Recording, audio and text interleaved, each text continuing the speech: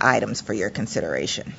First, you will consider a public notice to initiate the pre-auction process for the Connect America Fund Phase 2 auction, which will award up to $1.98 billion over 10 years to service providers that commit to offer voice and broadband services to fixed locations in unserved high-cost areas.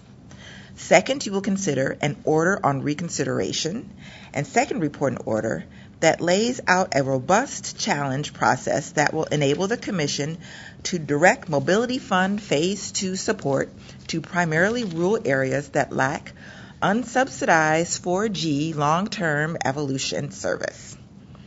Third, you will consider a further notice of proposed rulemaking that takes a focused look at the Commission's Form 477 to improve the value of the data we continue to collect.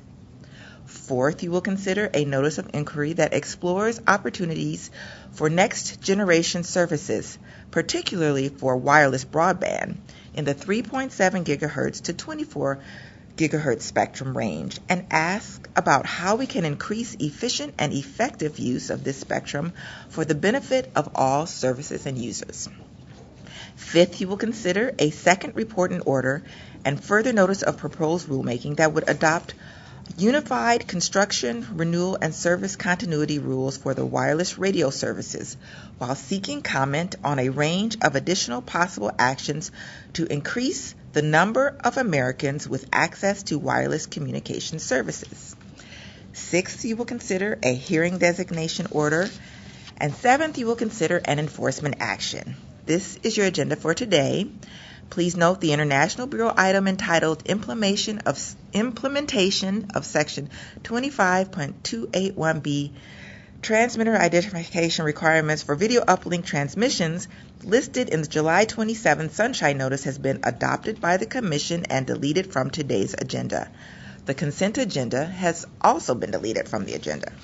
The first item will be presented by the Wireline Competition Bureau and is entitled Connect America Fund Phase 2 Auction, or Auction 903. And Chelsea Fallon, Director of the Rural Broadband Auctions Task Force, will give the introduction. Thank you, Madam Secretary. Ms. Fallon, whenever you're ready, the floor is yours. Good morning, Mr. Chairman and Commissioners. I'm pleased to present to you today a public notice that would take another important step towards expanding broadband availability in rural areas by initiating the pre-auction process for the Connect America Fund, or CAF, Phase 2 auction, which will commence in 2018. The Rural Broadband Auctions Task Force would like to acknowledge and thank the team from the Wireline Competition and Wireless Telecommunications Bureaus that worked on this public notice, as well as our colleagues in the International Bureau and the Offices of Communications, Business Opportunities, General Counsel, and Strategic Planning and Policy for their helpful input. With me at the table are Kirk Berge, Deputy Director of the Rural Broadband Auctions Task Force, Tom Parisi, Chief of Staff of the Task Force, Chris Monteith, Chief of the Wireline Competition Bureau, Donald Stockdale, Chief of the Wireless Telecommunications Bureau, and Heidi Lanko, Attorney Advisor in the Wireline Competition Bureau. Heidi will present the item. Thank you, Chelsea. Good morning, Mr. Chairman and Commissioners. Today's public notice would propose and seek comment on procedures to implement the CAF Phase 2 auction, which will award up to $1.98 billion over 10 years to service providers that commit to offer voice and broadband services to fixed locations in unserved high-cost areas. The CAF Phase 2 auction will be the first auction to award ongoing, high-cost universal service support through competitive bidding in a multiple-round reverse auction. This auction is designed to maximize the value consumers receive from the universal service dollars the Commission spends, balancing cost efficiencies with higher quality services. The public notice would propose various auction application procedures to meet that goal. The public notice would also propose using a multi-round descending clock auction to allocate support. In each round, bidders would indicate whether they will accept support to provide service to an area at a given performance tier and latency by specifying a percentage of the area's reserve price within a range determined by the round's base clock. the base clock percentage would continue to decrease until the total amount of support represented by the bids in the round is less than or equal to the CAF Phase 2 auction budget, and there are no competing bids for support in a given area. In addition, the public notice would propose to use census block groups containing one or more eligible census blocks as the minimum geographic unit for which bidders can bid. This approach would provide bidders with as much flexibility as possible within the constraints of the auction. Finally, the public notice would propose a methodology for calculating reserve prices using the Connect America cost model, with a cap for extremely high-cost census blocks. The Rural Broadband Auctions Task Force recommends adoption of this public notice and requests editorial privileges extending only to technical and conforming edits. Thank you. Thank you, Ms. Lamco. We now proceed to comments from the bench, beginning with Commissioner Clyburn. Thank you, Mr. Chairman. Last month, as part of the Appalachian, Ohio, West Virginia Connectivity Summit, I heard from Melissa O'Brien, president of the Roane County Commission. She told me that approximately 80% of that county's rural residents do not have access to broadband at home. But what she went on to tell me is the clincher. Access to high-speed internet needs to be as much a part of a community's infrastructure as passable roads, clean water, and adequate electric services. On that, I wholeheartedly agree. In pursuit of this goal, the much-awaited Connect America Fund Phase 2 auction is key. And by proposing how the auction will be conducted, today's public notice brings us one step closer to ensuring all Americans have access to robust, affordable broadband. I am pleased that the item seeks comment on ways to make the auction process easier for smaller providers, as well as those that have never participated in a commission auction. Specifically, at my request, we see comments on ways to help these providers better understand the process and ask whether our Office of Communications Business Opportunities as a clearinghouse would help providers who need just a little more assistance navigate the auction requirements and mechanics.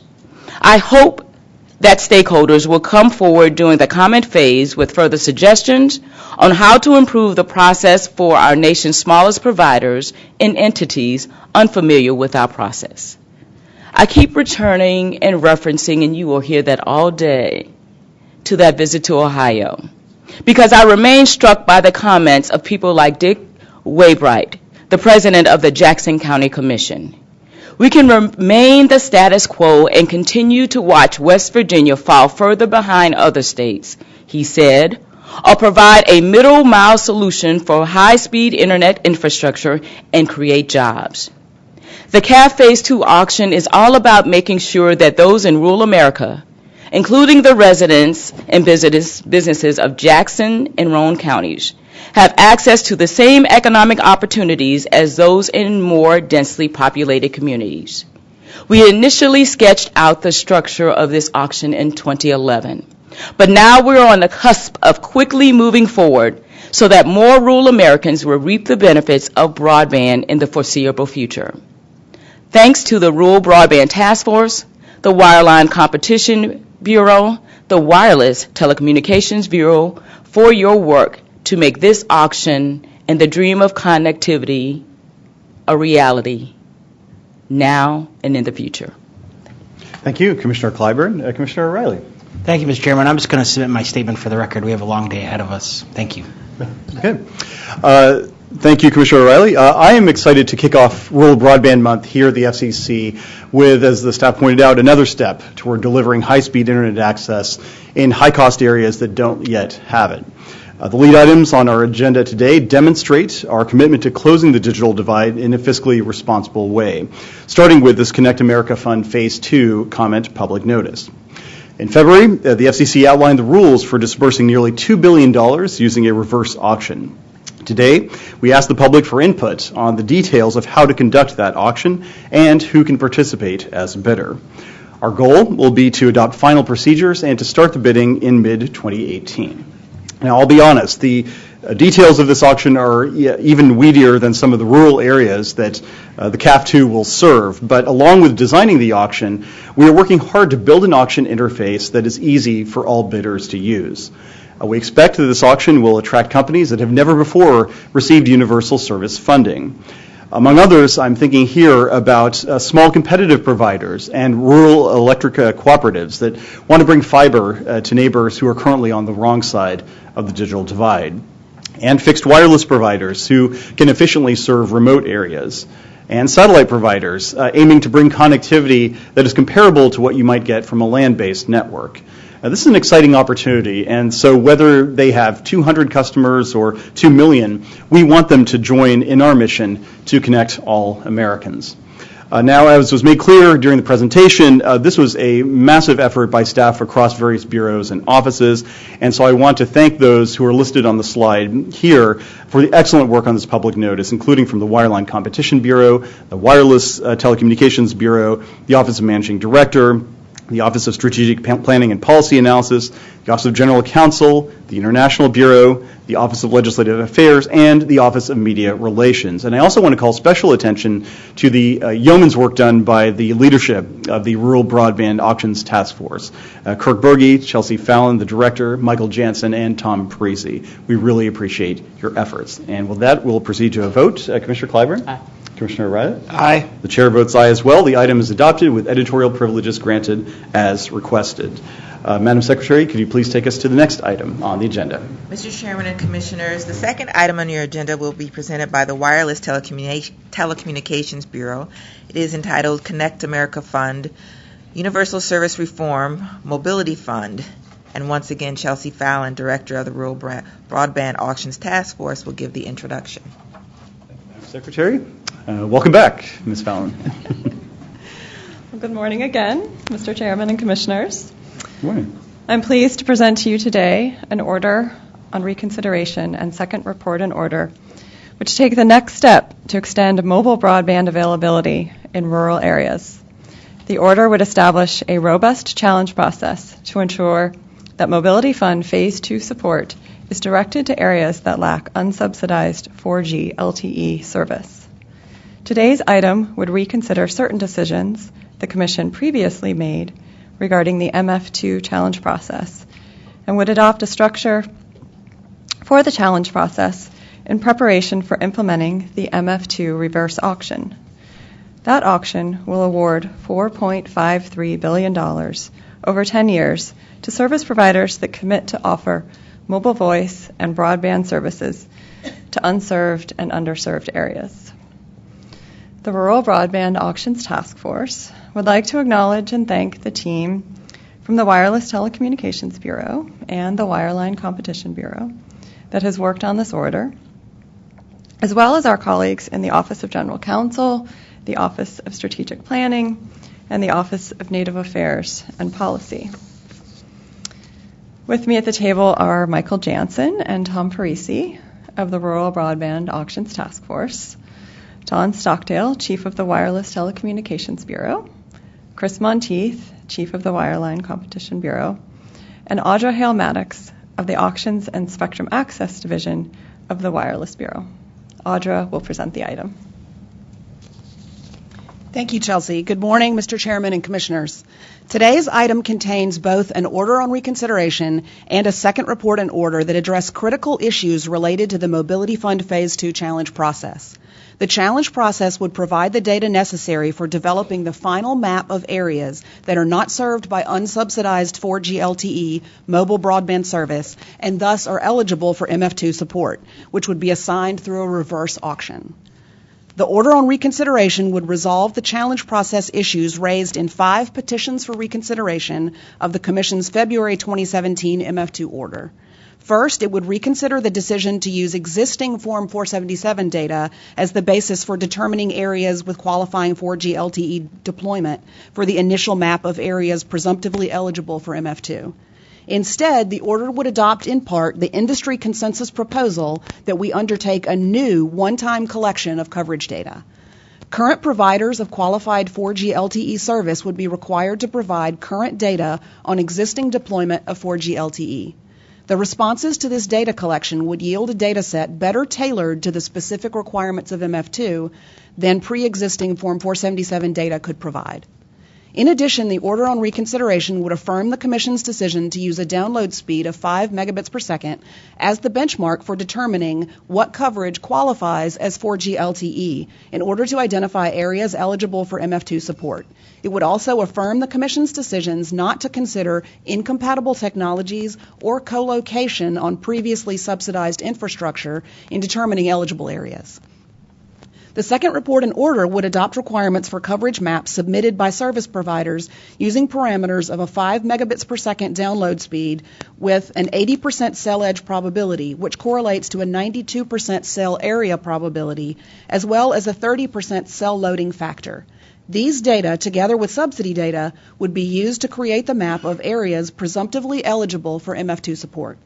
The order would also adopt a streamlined challenge process in which challenges and responses will be submitted via an online challenge portal managed by USAC. The challenge portal would use automated validations to evaluate submitted data efficiently. All service providers that are required to file Form 477, as well as government entities, would be eligible to participate in the MF2 challenge process. Other entities, including consumers, would be able to participate in the challenge process upon filing for a waiver and showing good cause. The second report and order would also establish other key elements of the challenge process. It would require challengers to submit, after the publication of the map of presumptively eligible areas, data on actual speed tests taken from drive tests or application-based tests. These data would need to comply with standardized parameters including time of day, date range, maximum distance between tests, and a de minimis area. Challenged parties would be able to submit additional speed data or technical evidence in response to a challenge, but would not be required to respond. Only challenges to areas initially deemed ineligible for support would be permitted. Challenges would be evaluated under a preponderance of the evidence standard, with challengers bearing the burden of proof. The bureaus and the task force recommend adoption of this order on reconsideration and second report and order and request editorial privileges extending only to technical and conforming edits. Thank you. Thank you for that presentation. We'll now turn to comments from the bench, beginning with Commissioner Clyburn. Mr. Chairman, on July 18th, I rode over to Marietta, Ohio, where I listened to countless teachers, students, parents, small business owners, and local government leaders expressing glaring and poignant detail just how wide and deep digital and opportunity divides are in Appalachia. Pat of Athens, Ohio said this to me: "I'm tired of my area being shortchanged.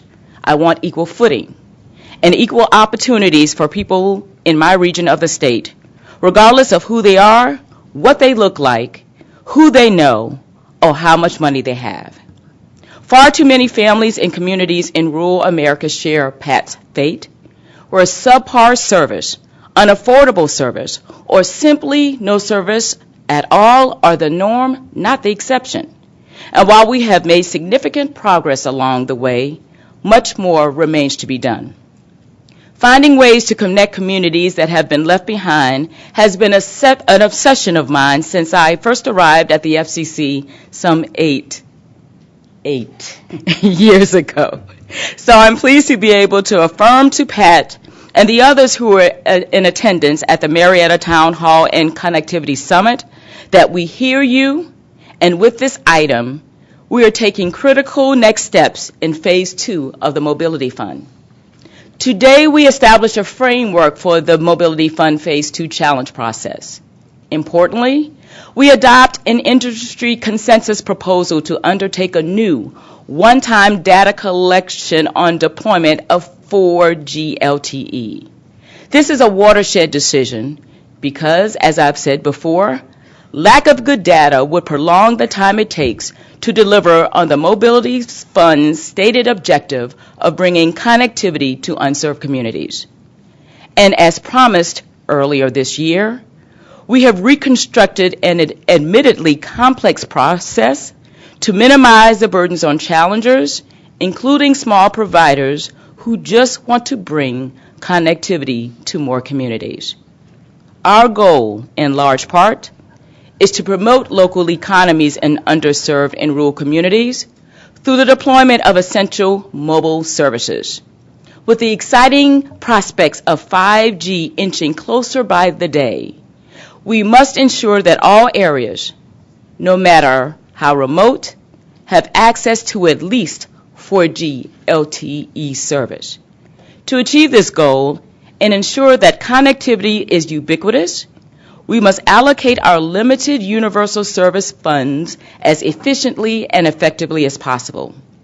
Thank you to the Rural Broadband Auctions Task Force and the Wireless Telecommunications Bureau and others, as you've mentioned, Chelsea, for your dedicated and laudable efforts to promote broadband deployment in rural America. Whether it is connected cars, access to health care, or simply being able to let friends or family know that you're on the way home along as you're taking that drive, your efforts will ensure that underserved and unserved communities in rural America reap the benefits of those technological innovations that so many of us outside of Appalachia take for granted. Thank you. Thank you, Commissioner Clyburn. Commissioner O'Reilly. Thank you, Mr. Chairman. I just want to submit my statement for the record. I will highlight the Commissioner's point and say I hope that those loved ones you're making that call while you're stationary and not in the car itself. There's this thing called hands-free. Okay, I don't know if you've heard of it. I think I've heard of it. We're just hoping. We have a big problem. Okay. Thank you, Mr. Chairman. Thank you, Commissioner O'Reilly. Janie Corley co-owns a farm and a local mini golf course in Hopkinsville, Kentucky. She's got plenty of customers, but the crowd isn't necessarily there to play a round of mini golf. Instead, the small space surrounding the cashier is a wireless sweet spot, as they put it. It's the one place that you can be sure to get a signal. And so locals clamor around the cashier to send their emails or to make their phone calls. Now, the folks in Hopkinsville, like in Marietta, will tell you that it's not exactly a mobile hotspot. They don't even need a wireless coverage map to know that. And they are joined by millions of rural Americans whose phones all too often cannot give them the high-speed internet access that they need or want. Now, in February, we allocated $4.53 billion over the next decade to address this problem by building 4G LTE mobile networks in rural communities. But to make sure that these funds actually go towards expanding mobile coverage as opposed to duplicating private capital, we sought input on a challenge process. We hoped that this process would help us create an accurate map of unserved areas eligible for Mobility Fund 2 subsidies. Working together, my colleagues and I have struck, I believe, the right balances in this challenge process. Having carriers submit maps based on uniform parameters, which parties can then challenge, creates a fair opportunity for both the challengers and the challenged. And on a bipartisan basis, we have made some important revisions which should lead to a much more robust challenge process. For instance, we now require confidential disclosure of the parameters that carriers used in their propagation models, such as signal strength and clutter. This will allow potential challengers to see if an area actually is likely to meet a certain service threshold. We've also provided substantially more time for the stages of the challenge process, and we've made it easier as well for state and local governments to submit a challenge. In short, we've established a process that is calibrated to be fair to all parties and to deliver mobile broadband to rural America. Here, too, as in the previous item, the laurels for the work belong properly to the staff arrayed before us and throughout the Commission, and who are listed, I believe, on the slide here. In the interest of time, I won't have the chance to read all their names, but I do want to thank the leadership of the Rural Broadband Auctions Task Force once again for the simultaneous work you did on this and the Connect America Fund public notice. Thank you as well to all the other staff that worked on this important order. We're excited to see what the future holds in terms of mobile connectivity. With that, we'll proceed to a vote on the item. Commissioner Clyburn? Aye. Commissioner O'Reilly? Aye. Chair votes aye as well. The item is adopted with editorial privileges granted as requested. Thanks very much, guys. Madam Secretary, could you please announce the next item on today's agenda? Mr. Chairman and Commissioners, the third item on your agenda will be presented by the Wireline Competition Bureau. It is entitled Modernizing the FCC Form 477 Data Program, and Chris Monteith, Chief of the Bureau, will give the introduction. Thank you, Madam Secretary. Ms. Monteith, whenever you and your folks are ready.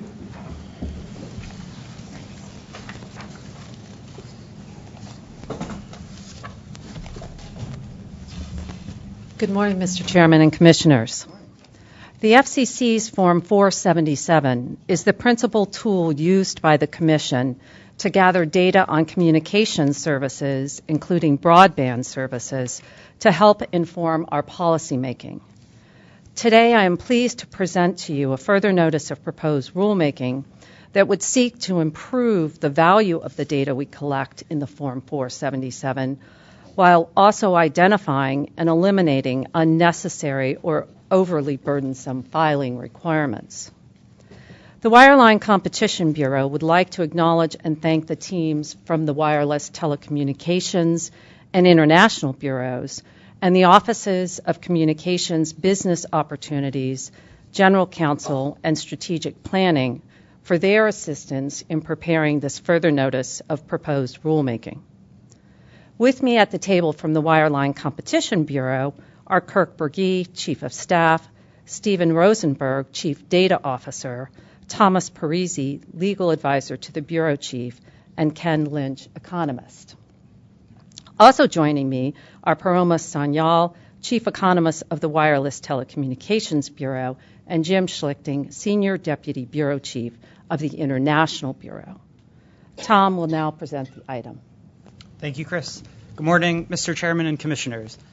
Today's further notice of proposed rulemaking would continue the important process of updating and improving the FCC's Form 477 data collection. To promote the Commission's policy goals and benefit other interested stakeholders, including congressional, state, and tribal policymakers, researchers, and consumers, the further notice would explore, based on our experience with our current data collection, revisions to increase its usefulness. Specifically, regarding mobile services, the further notice would seek comment on how we might revise our mobile broadband and voice deployment data collection so that the data collected are more closely aligned with the actual customer experience. It would also seek comment on whether to collect voice subscription data at the census tract level and whether to eliminate the requirement that mobile providers submit their deployment data by spectrum band and transmission technology. For fixed services, the further notice would ask about collecting data that specifically identifies where new customers can readily obtain service. It would seek comment on increasing the level of granularity at which the Form 477 data are collected, while also inquiring about simplifying the collection of business, enterprise, government data. In addition, the further notice would seek comment on whether the Commission should modify the Form 477 requirements relating to satellite broadband deployment data to address issues unique to satellite broadband service. Finally, the further notice would examine other issues relevant to improving this data collection, including making public minimum advertised speed data for mobile services and revising the filing frequency of Form 477. The Wireline Competition Bureau recommends adoption of this further notice and requests editorial privileges extending only to technical and conforming edits. Thank you. Thank you, Mr. Parisi, for that presentation and for the strong bow tie game. I was just scared to say anything. I've been looking for the past 20 minutes. I'm like, I love that look. Why don't we more impressed with that or Mr. Schlichting's branded hat? I didn't realize the International Bureau had a hat. So other bureaus, the game, the gauntlet's been thrown. You need to step up here. So. I thought you were going to say something about his tie that I'm still trying to digest. He's getting ready for the summer vacation. Is that what's going on? Okay. Now that we've back into character. Exactly. Right. Commissioner Clyburn. Put that. A visit to the National Broadband Maps website would lead an observer to conclude that all parts of Alexandria, Virginia have a choice between two fixed providers, both providing over 10 megabit service in their residential communities. Yet the evidence suggests that this is far from accurate. That same map also reports that there is a provider offering residential gigabit service to some parts of that city. Once again, those promises of service offerings do not equal the reality of today. And to top it off, the data containing these faulty conclusions has not been updated for more than 2 years. In short, the Commission's data on broadband availability does not accurately reflect the realities on the ground. Now, I have heard from consumers, small businesses, state and local government officials, tribal leaders, and yes, members of Congress, who have expressed significant frustration with the accuracy of our broadband coverage data. Indeed, just last month, I heard from frustrated county commissioners and consumers in Appalachia who told me that despite what those maps in Washington say, we are not connected. So I am pleased to be able to say that this item contains my request to seek comment on rectifying that problem by feeding more granular Form 477 data into the National Broadband Map. For the past year, I have spoken repeatedly about the need to update Form 477 in addition to reinvigorating the National Broadband Map. Now is the time to do so. We updated our Form 477 data while I was acting chair in order to make it easier on industry and more effective for the Commission by giving us the data we need to craft sound policy. Today, we iterate on that by seeking comment on how to further improve Form 477 to better enable policy and serve the American consumer. We seek comment on how to improve the accuracy of mobile and fixed broadband data, as well as potential ways to streamline and improve data collection. I am hopeful that these efforts will provide the means to make more granular data available to the public, while remaining cognizant of both Commission and provider resources. By proposing to make minimum advertised mobile broadband speeds, national subscriber counts, and other disaggregated broadband data available to consumers, we take several positive steps forward. New data, if made publicly available, could be used in innovative ways to provide immense public benefits, such as to improve our Connect to Health map. It could also be fed into mapping initiatives across this nation to improve education, health, and public safety. The opportunities are endless if we collect the necessary data, have accurate data, and use that data in the right way.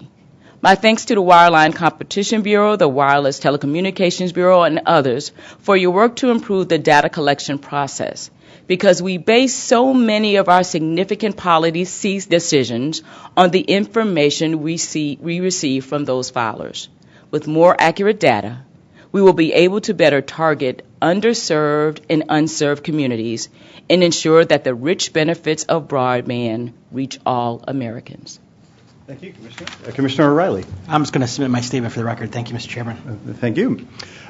Sherlock Holmes once said that it is a capital mistake to theorize before one has data. Holmes was famous, of course, for quickly drawing and advanced deductions and conclusions from just a dribble of data. But inevitably, as the story went on, Holmes would find new clues and acquire new data, which ultimately would lead him to update his theory and to solve the mystery. Of course, Sherlock's success hinged on this data being accurate, which I think is a meaningful representation of reality. Here, too, with this further notice, we aim to make sure that our Form 477 data is as accurate as possible. Form 477, for those who don't know, generates one of our most important data sets at the FCC, one that we rely on every day. And the interest in Form 477 is remarkably strong. In the two congressional hearings in which I participated last month, Form 77 was mentioned by name a total of 9 times. And so this is like the Game of Thrones of data sets in terms of the buzz that it generates in Washington. Maintaining updated and accurate data about broadband deployment is critical to bridging the digital divide. It lets us target our efforts to those areas that really need the help, and it allows us to measure our progress in bringing digital opportunity to more Americans. But we've heard concern from a number of quarters about the quality of the Form 477 data that we've been collecting. And that's why earlier today we instituted a special one-time data collection for the purposes of the Mobility Fund Phase 2 reverse auction. We wanted to make sure that for that auction we were operating on the basis of correct data. Now, going forward, we want to make sure that Form 477 overall is giving us the right snapshot of where connectivity is and where it is not. And so we're teeing up ideas for collecting a more granular and standardized data. At the same time, we want to make sure that we only collect the data that we actually need. And so in the further notice, we explore whether there are parts of Form 477 for which the burdens of the collection outweigh the benefits. This is simply good housekeeping. Data collections that pile up for little reason other than inertia disserve the agency in its decision-making, and every dollar that we make providers, whether big or small, spend filing data that we don't need is a dollar that they can't spend connecting Americans. Here again, thank you to the terrific staff of the agency for the work on this item. I believe we have another slide from the Wireline Competition Bureau, the Wireless Telecommunications Bureau, the International Bureau, the Office of General Counsel, the Office of Strategic Planning and Policy Analysis, and the Office of Communication Business Opportunities. In the Adventures of Copper Beeches, Sherlock Holmes cried out impatiently, "Data, data, data. I can't make bricks with clay." Well, thanks to your efforts of the staff, the FCC will soon have better clay to use in building and helping to build the networks of the future. With that, we'll proceed to a vote. Commissioner Clyburn? Aye. Commissioner O'Reilly? Aye. Chair votes aye as well. Editorial privileges will be granted as requested. Thank you to the staff for the presentation. Madam Secretary, could you please take us to the next item on the day's agenda? Mr. Chairman, Commissioners, the fourth item on your agenda will be presented by the Wireless Telecommunications Bureau and is entitled Expanding Flexible Use in Midband Spectrum Between 3.7 and 24 Gigahertz. Donald Stockdale, Chief of the Bureau, will give the introduction. Secretary? Mr. Stockdale, whenever you're ready. Welcome back. Thank you. Good morning, Mr. Chairman and Commissioners. Good morning. The Wireless Telecommunications Bureau and the Office of Engineering and Technology are pleased to present a notice of inquiry that would explore new opportunities for flexible use, particularly for wireless broadband, in the mid-band spectrum between 3.7 and 24 gigahertz. In recent years, the demand for wireless products and services has increased exponentially, and this demand is expected to continue to grow as 5G networks are deployed. Recognizing the increasing need for additional spectrum for wireless use, the Commission has taken several steps to facilitate access to spectrum below 3.7 gigahertz. It also has paved the way for new opportunities in frequencies above 24 gigahertz.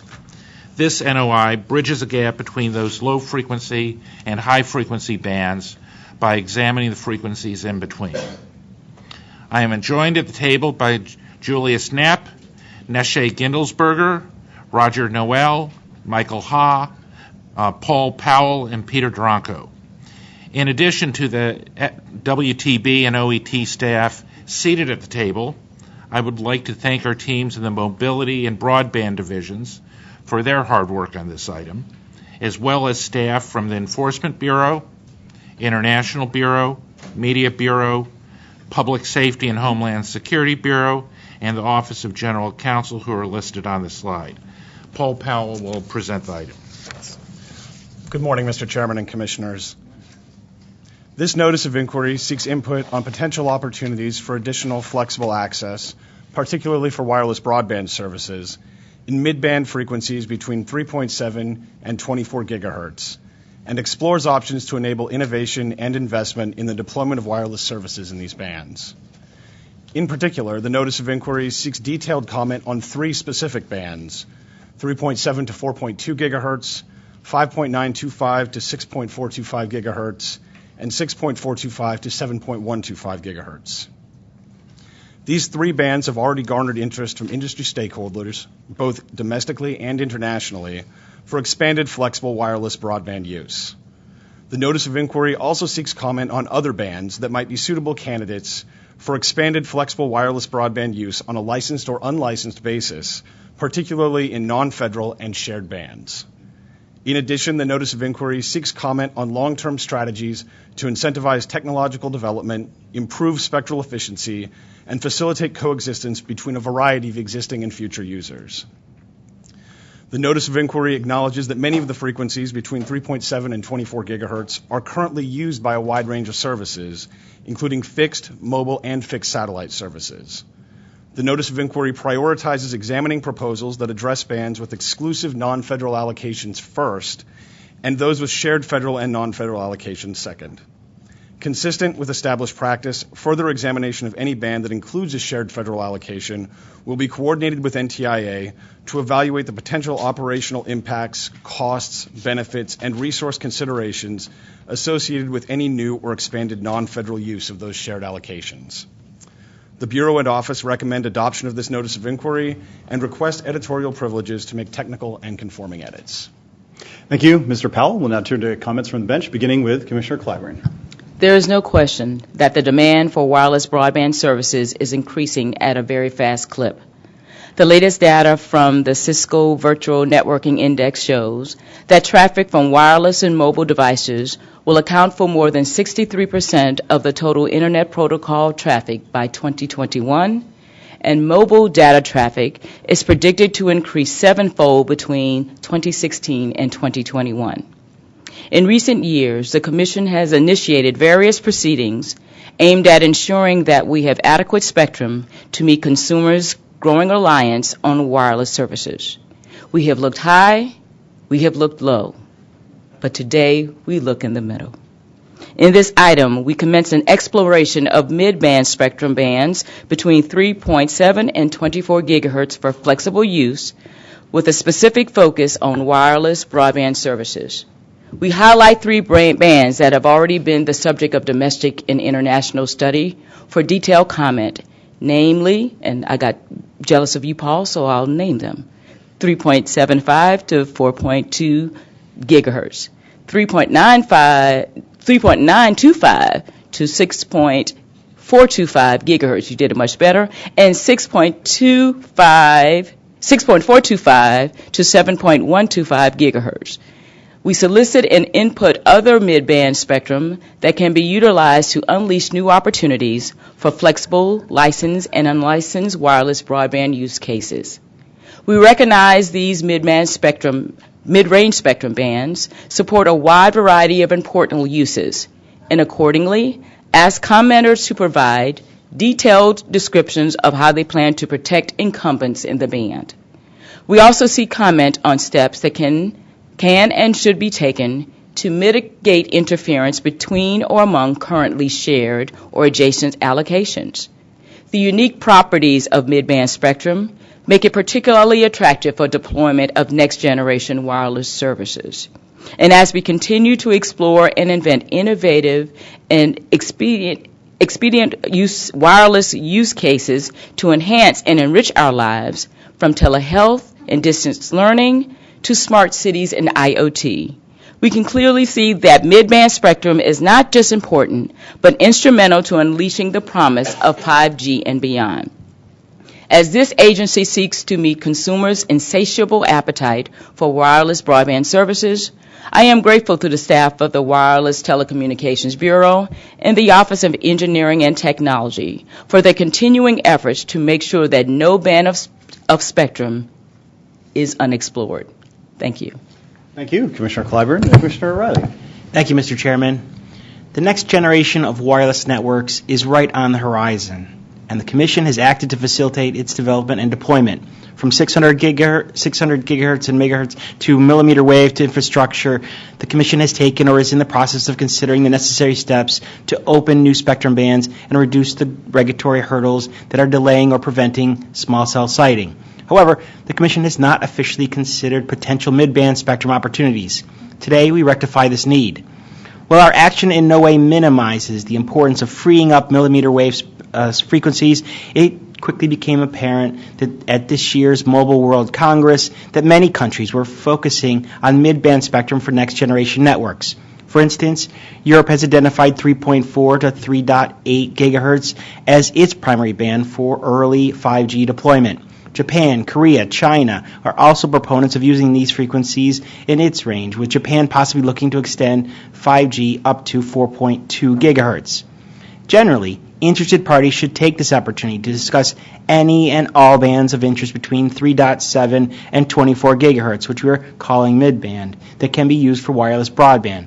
But this notice specifically focuses on the domestic use of 3.7 to 4.2 gigahertz band, which the U.S. wireless industry has identified for 5G given its underutilization by incumbent licensees. It is hard not to see that the mid-bands targeted for 5G include frequencies that are also part of the 3.5 gigahertz band. As you know, we're in the process of revisiting the 3.5 gigahertz priority access licenses to ensure they provide the appropriate vehicle for innovation and investment. Ultimately, the potential of combining PALs with the nearby 3.7 to 4.2 gigahertz band for mobile services may permit limitless opportunities for manufacturers and wireless providers to the benefit of American consumers. And the action we take today will facilitate the international harmonization of these bands and help the U.S. maintain its global leadership in wireless technologies. Moreover, the notice also seeks comment on additional uses for the 6 gigahertz band, which is adjacent to the unlicensed 5 gigahertz band. It could provide, for example, a great opportunity to relieve the already congested 2.4 and 5 gigahertz unlicensed bands. The potential is even greater if the 5.9 gigahertz band is made available for unlicensed use. For these reasons, I am pleased to support today's item. I look forward to engaging on this topic, reading the myriad possibilities for mid-band spectrum and the various ideas on how incumbents can be accommodated, either through relocation or appropriate protection mechanisms.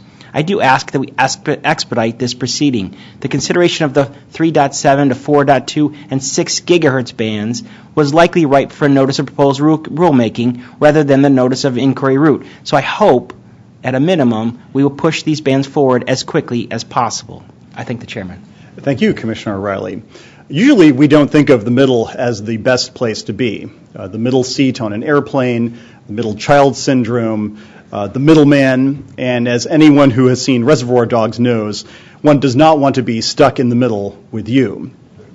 However, that calculus changes when we are talking about spectrum, and that is why the FCC is looking to free up mid-band spectrum for wireless innovation. As the world goes wireless, as consumers rely ever more heavily on their mobile devices, we need to keep up. And that means looking in part at spectrum bands in the middle, so to speak, where the FCC historically hasn't focused. In addition to asking more general questions about the potential use of mid-band spectrum, this proceeding specifically asks about the C-band and the upper 6 gigahertz band. We want to know how existing rules can be modified to promote additional access to these middle bands. We want to hear whether and how these bands can enable wireless broadband services and economic growth. This notice of inquiry is just the beginning of our efforts to free up more mid-band spectrum for flexible wireless use. Our aim is to close the mobile digital divide so that American consumers, especially those in rural areas, will not be eternally stuck in the middle of dead or spotty wireless service zones. And along the way, we hope to boost investment, job creation, and our nation's global competitiveness when it comes to the wireless marketplace. There was nothing middling about the team effort that the FCC's terrific staff put into this item. And so thank you to all those who pitched in, including folks from the Wireless Telecommunications Bureau, the Office of Engineering and Technology, the International Bureau, the Public Safety and Homeland Security Bureau, the Enforcement Bureau, the Media Bureau, and the Office of General Counsel. We really appreciate your work. I will now proceed to a vote on the item. Commissioner Clyburn? Aye. Commissioner O'Reilly? Aye. The chair votes aye as well. The item is adopted with editorial privileges granted as requested. Thanks to all you folks.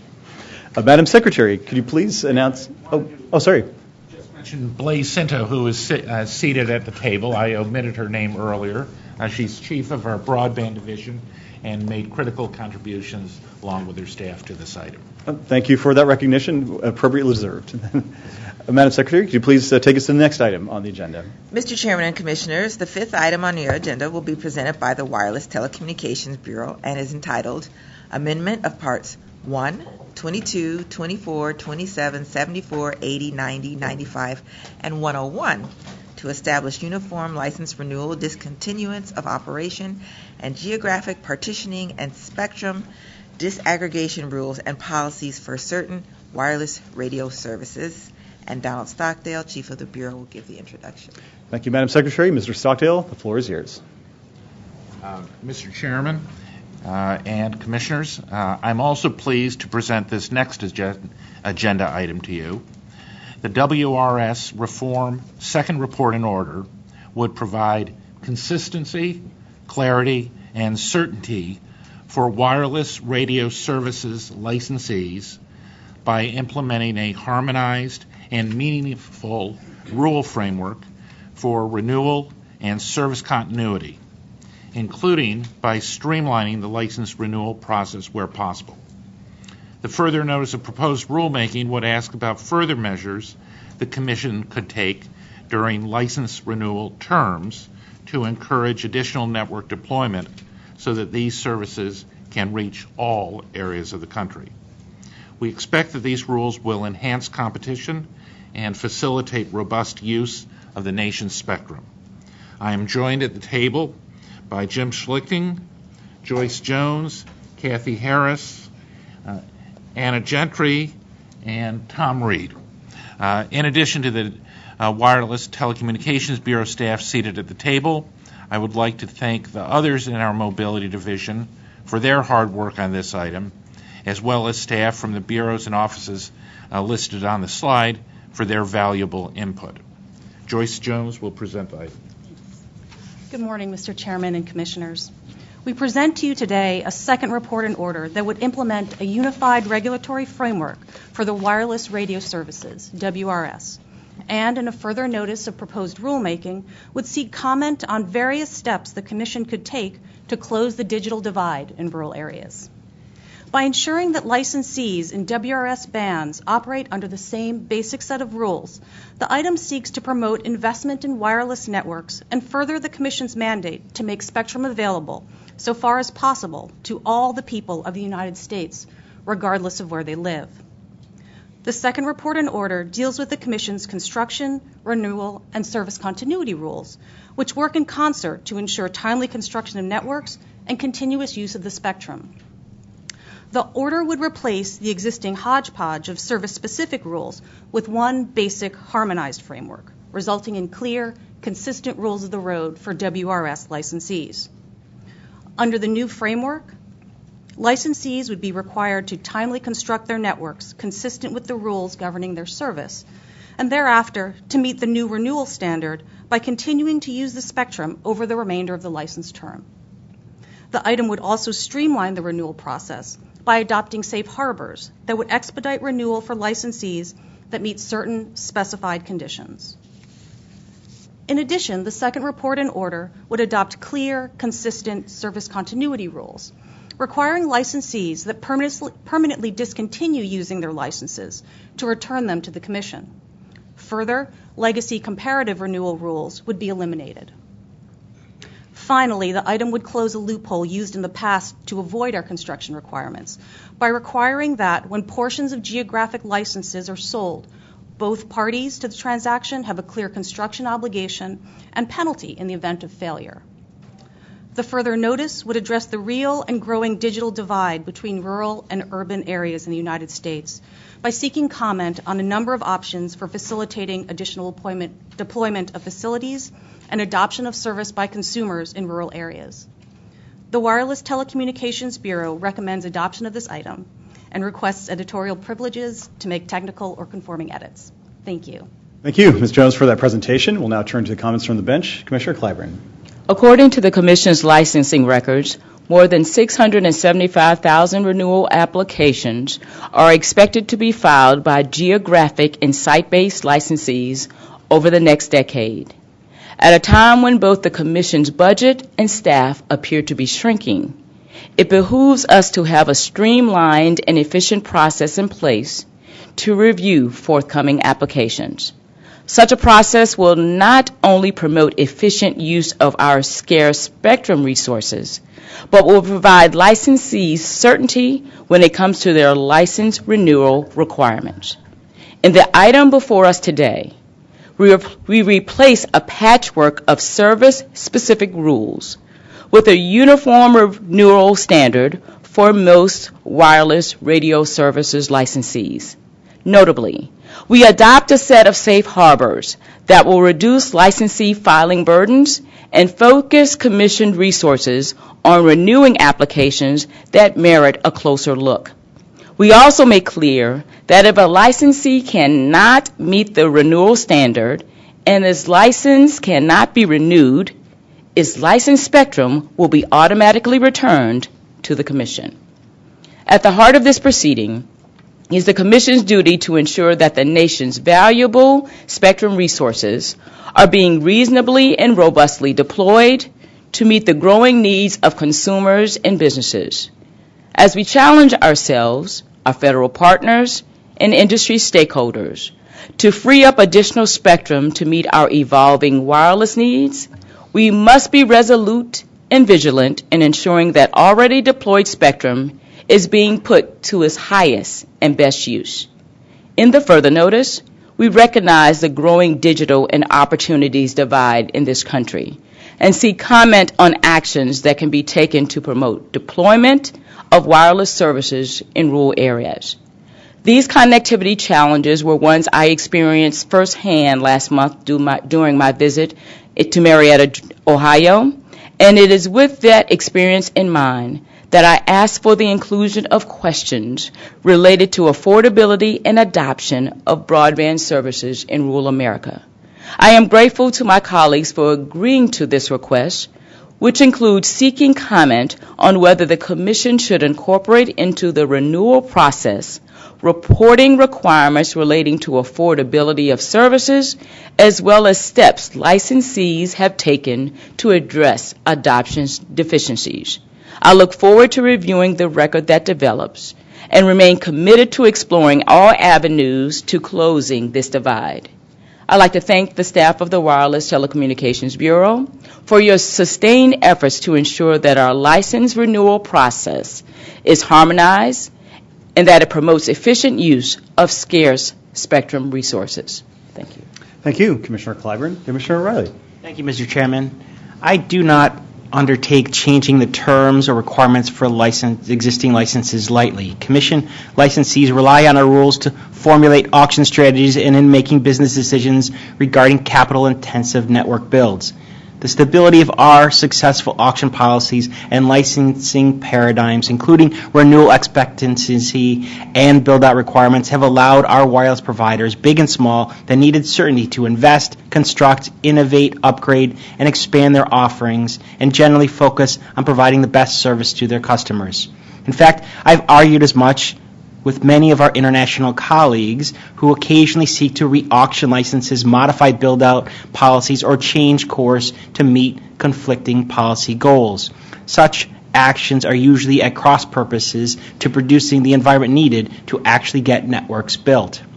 Occasionally, however, there is a need to modify flawed or outdated rules. This is one of those times. I can support today's order because not only does it harmonize rules for spectrum bands offering similar services, but more importantly, it provides certainty that did not exist under our previous rules. For instance, comparative hearings will finally and officially be a thing of the past, and there will no longer be a debate about what actually does the Commission mean by substantial service. Instead, these are replaced with safe harbors.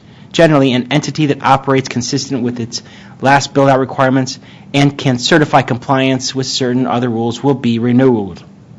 If, for some reason, an entity cannot make such certification, they can submit a detailed showing supporting renewal.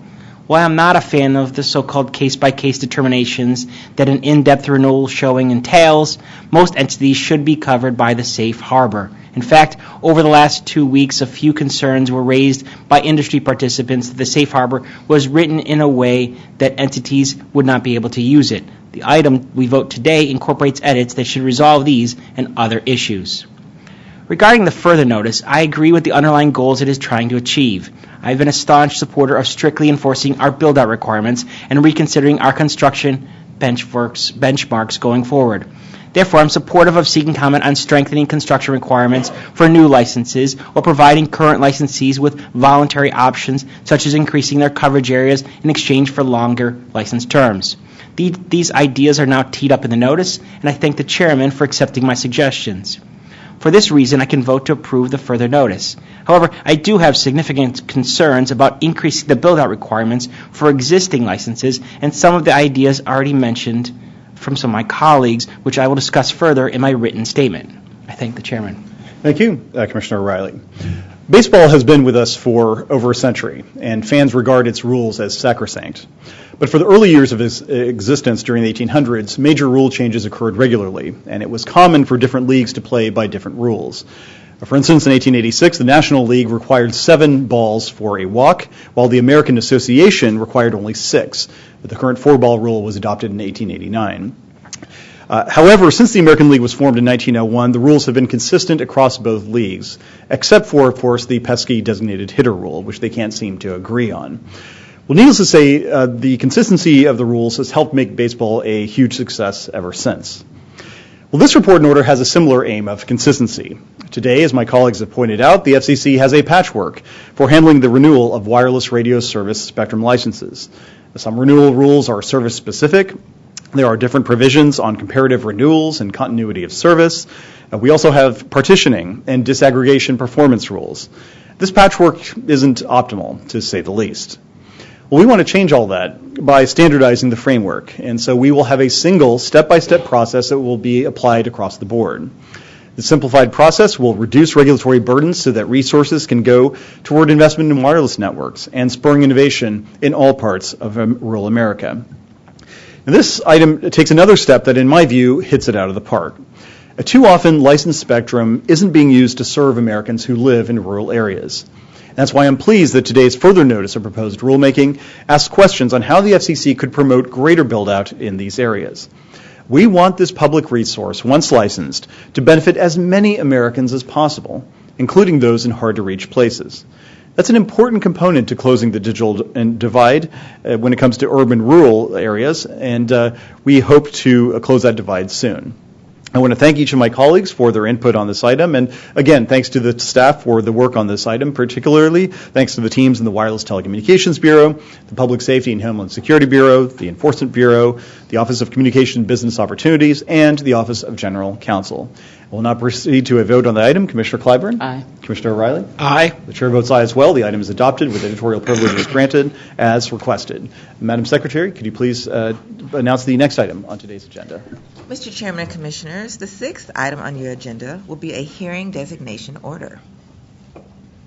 Thank you, Madam Secretary. As the staff is getting arrayed, I'll outline the somewhat different procedure that we will use here.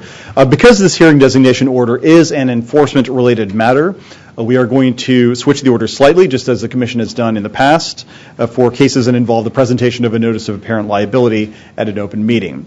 We'll also switch the order for the Enforcement Bureau action that we'll vote on next. As with all open meeting items, the Bureau circulated these two items to every commissioner at least 3 weeks ago. But there is a long-standing practice at the agency that we do not publicly disclose the target of an investigation unless and until the Commission decides formally to take enforcement action.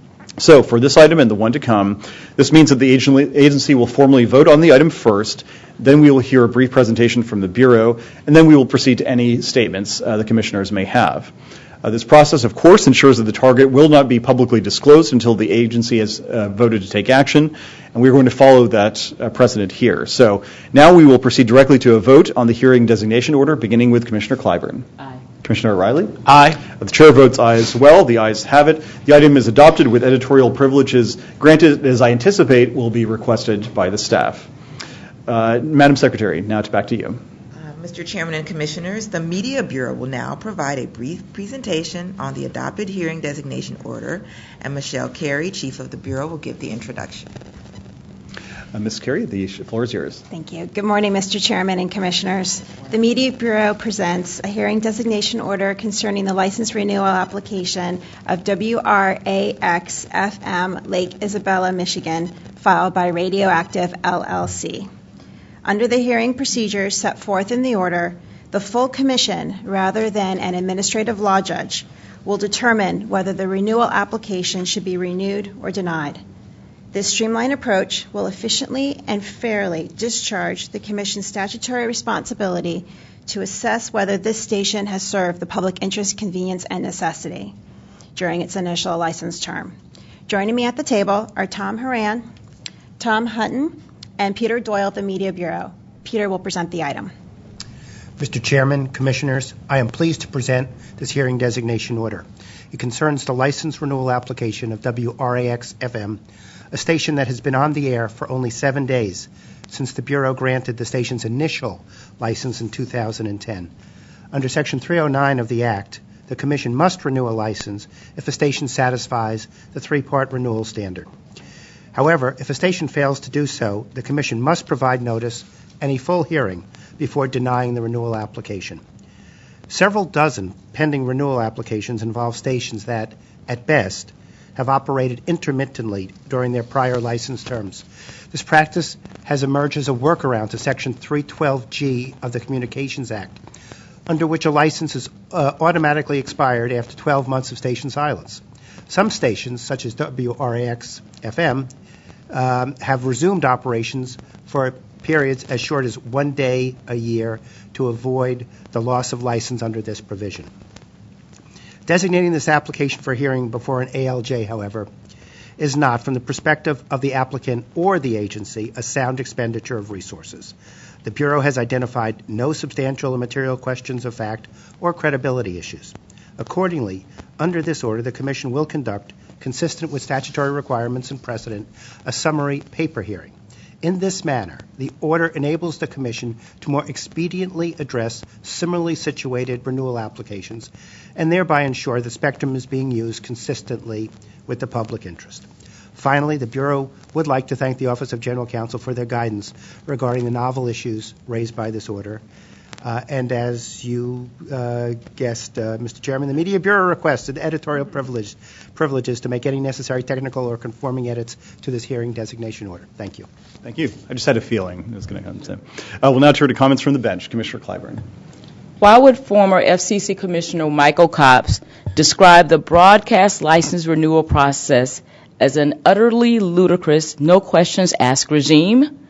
Because in the past, when it was determined that a broadcast licensee failed to meet its obligation to serve and be responsive to the local needs and interests of their community, the FCC reached a consent decree, which included a fine, a shortened license term, and or the implementation of a compliance plan, and everyone just went on their merry way. In many cases, I reluctantly supported such agreements while expressing my frustration in view that an egregious disregard for the Communications Act and the Commission's rules should be referred to our Enforcement Bureau to initiate the process for revoking a license. Today, I amplify my voice. A license to use the public airwaves comes with a significant responsibility to uphold the public interest and accept enforceable public obligations. Radioactive, the licensee of WRAX-FM in Lake Isabella, Michigan, is a perfect example of why an overhaul of the license renewal process is necessary. Over the course of 7 years, as you've heard, WRAX was silent for all but 7 days. Yes, you heard it right. All but 7 days. And that 1 day per year, it appears, in most instances, it wasn't a full 24-hour day. So through the adoption of today's hearing designation order, or HDO, because we're obsessed with acronyms, we provide for a paper hearing process consistent with Section 309 of the Communications Act that will allow for a determination on whether WRAX's license should be renewed or denied. Given these circumstances, I am pleased to see us utilize a new process for review of WRAX's license that will ultimately determine whether this station has served their community of license. There is not a month that goes by without someone sharing with me their dream of being a broadcast station owner. Their largest impediment is usually access to capital, but another is the inability to secure an available license. So when a broadcast license holder is unable or unwilling to meet their obligations to their community, it is high time that the FCC acts to ensure that someone else who has the desire and the ability can and will. My thanks to the chairman for hearing my past concerns, and to the Media Bureau staff for implementing a process that upholds the sanctity of the public airwaves. I look forward to considering additional reforms in the future that ensure broadcast licensees adhere to their responsibility to serve with programming and emergency alerts that meet the unique local needs and interests of the communities they made a commitment to serve. Thank you, Mr. Chairman. Thank you, Commissioner Clyburn. Commissioner O'Reilly. Thank you, Mr. Chairman. Let me start by stating that I make no comments about the particular case raised by the item before us. Instead, I just want to take a moment to discuss the process outlined in the hearing designation order. Specifically, the Commission is creating a mechanism for the Commission to conduct the necessary hearings pursuant to statutory requirements for certain broadcast license renewals. In effect, the item is establishing an alternative to the current administrative law judge procedures, which I've targeted for reform. Just last month, I proposed in part that the Commission, in cooperation with our congressional oversight committees, review and consider ways to eliminate or significantly modify our existing ALJ process. My idea raised the ire of a number of outside detractors for one reason or another. These criticisms often ignored the simple fact that cases have been stuck within the ALJ for multiple years. In last month's item, the case had been pending for 6 years. And it's my understanding that there are cases stuck within various levels of the ALJ process for well over a decade. Think about that for a moment. An individual or company raised a complaint, or perhaps a certain set of facts triggered a hearing under our rules or the law. And the Commission, ALJ procedures, has delayed resolution for over a decade. That is beyond negligence and borders on misconduct. Don't try to tell me that there are difficult cases with no clear outcomes, as I find that empty excuse not worthy of the role asked of us by the American people. We make difficult decisions all the time. Sometimes I agree and sometimes I do not. But we don't sweep the issue under the rug for a decade, hoping the case will be withdrawn or resolved itself in the meantime. At the same time, the Commission has been forced to overturn decisions resulting from the ALJ process that were simply not logical or justifiable. In essence, this is creating double work for the Commission staff and delaying resolution even longer. The better question is in my mind is, knowing what we know now, would we continue to allow this process to continue under the status quo? The good news is that Chairman Pai, whether heeding my comments or otherwise, is charting a new course and is not stuck in the old and broken adage of, well, we've always done it this way. Today's item creates paper hearings for license renewal applicants without issues of material fact. In doing so, we bypass the need for our traditional extensive and expensive process for evidentiary discovery and hearing procedures. This seems like a logical first step that should be able to expand upon in the future. In the end, maybe the functions of the ALJ should be to just conduct evidentiary hearings when there are complex factual issues that for some reason can't be handled by staff, and then let the Commission resolve any pending cases. Then again, maybe after a little bit more review, we can remove the need for an ALJ altogether. I certainly hope the structure we create today will expedite resolution for this case and serve as a model for other instances within the broadcast sphere and elsewhere. I thank the Chairman. Thank you, Commissioner O'Reilly. There are certain things that you typically do one day a year. You celebrate your birthday, you watch the Super Bowl, you eat Thanksgiving dinner. But if you have an FCC broadcast license, airing programming should not be on that list. Unfortunately, this hearing designation order addresses an FM radio station, WRAX, that has been on the air just one day a year, as we've heard, for the last 7 years. The station's licensee, Radioactive, has asked the FCC to renew its license, but I'm not sure that we should. Under the Communications Act, as has been pointed out, the FCC must grant a broadcast station's renewal application if, among other things, the station can demonstrate that it has served the public interest, convenience, and necessity. Now, it is hard to say that a station has served the public interest if it's only been on the air one day a year during its license term. The Communications Act further provides that if a licensee of a station fails to meet this standard, the FCC may deny the application for renewal after a notice and an opportunity for a hearing. And given the facts here, holding a hearing is clearly the right step to take. But as Commissioner O'Reilly pointed out, full hearings before an administrative law judge can be lengthy and costly and extremely resource intensive for all parties involved. And so today, we are launching a streamlined procedure by which we will evaluate certain license renewal applications. When a station has been off the air for a long period of time, the FCC itself will conduct a paper hearing. And this reform will help us cut the backlog of such applications while still giving licensees like Radioactive every opportunity to present their case for licenses to be renewed. The message the FCC is sending to broadcast licensees today is clear. Broadcast stations must serve the public interest, and they must provide service to their local community.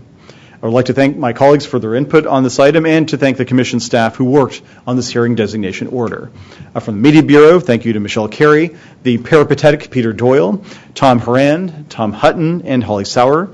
From the Office of General Counsel, thank you to Jake Lewis, Keith McCrickard, Linda Oliver, Bill Richardson, and Marilyn Sun. We appreciate your efforts on behalf of the public interest, not just one day a year, but every day. Madam Secretary, could you please take us to the next item on the agenda? Mr. Chairman and Commissioners, for your final item today, you will consider an enforcement order. Thank you, Madam Secretary. And again, as stated previously, we will formally vote on the item first, and then we will hear a brief presentation from the Bureau before proceeding to any statements that my colleagues might have. So we'll now proceed directly to a vote on this enforcement action item. Commissioner Clyburn? Aye. Commissioner O'Reilly? Approve in part, concur in part. And the chair votes aye as well. The item is adopted with editorial privileges granted as anticipated. Madam Secretary, to you. Mr. Chairman and Commissioners, the Enforcement Bureau will now provide a brief presentation on the adopted enforcement order. Thank you, Madam Secretary. And Ms. Harold, please proceed whenever you and your folks are ready. Good morning, Mr. Chairman and Commissioners. Thank you for your consideration and for your votes a moment ago on today's item, which is a notice of apparent liability for forfeiture addressing a large-scale robocaller telemarketers' apparent violations of the law and the Commission's rules. With me at the table are Michael Scorato, an EB legal advisor, Richard Hindman, Chief, Christy Thompson, Deputy Chief, and Kimberly Taylor, Attorney Advisor of the Telecommunications Consumers Division of the Bureau. Kimberly will now present the item. Thank you, Rosemary. Good morning, Mr. Chairman and Commissioners. This Notice of Apparent Liability, or NAL, proposes a penalty in the amount of $82,106,000 against Mr. Philip Rosal and his company Best Insurance Contracts for making spoof robocalls in apparent violation of the Truth in Caller ID Act codified in Section 227 of the Communications Act. After conducting an extensive investigation, the Bureau determined that Rosal was responsible for placing more than 21 million spoofed telemarketing robocalls to consumers between late October 2016 and January 2017. The Bureau determined that Rosal falsified the caller ID information of his robocalls by inserting unassigned phone numbers in place of his true phone number. The evidence shows that Rosal intended the spoofed calls to cause harm and to wrongfully obtain anything of value.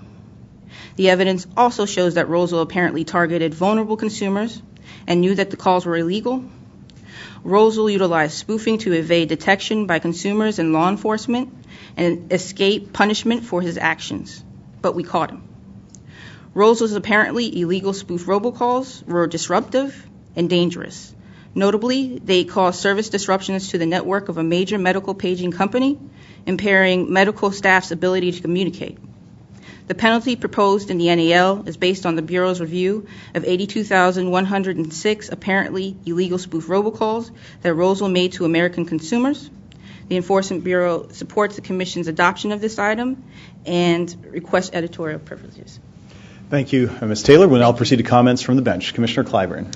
Have you ever taken your kids, or in my case, a niece or nephew, to play whack-a-mole down at the local arcade? I really didn't take them there, but let them believe that. They don't remember. I pose this question for two reasons. One, because it is hard to believe this game has been around for 40 years. And two, when it comes to stopping illegal robocalls, the execution is very similar. As soon as you stop one, another pops right back up. In June, this agency levied its largest fine in history when we adopted a $120 million notice of apparent liability against an individual who made nearly 100 million spoof robocalls. Today, we issue an NAL for $82.1 million against Best Insurance Contracts and Philip Rosal, who apparently made more than 21 million spoofed robocalls over a 3-month period. While the circumstances in each differ slightly, at the crux of both allegations are an intent to cause harm and or wrongfully obtain anything of value with misleading or inaccurate caller ID information. As the NAL directly notes, harm should be broadly interpreted to encompass financial, physical, and emotional impairment. The consumer harm from the flood of robocalls is very significant and real. the disruption to emergency medical paging services used by the staff of Palmetto Health in my second hometown of Columbia, South Carolina, adversely harmed their emergency communications between the doctors, the EMTs, and other first responders, and this could have risked lives, including the lives of my family.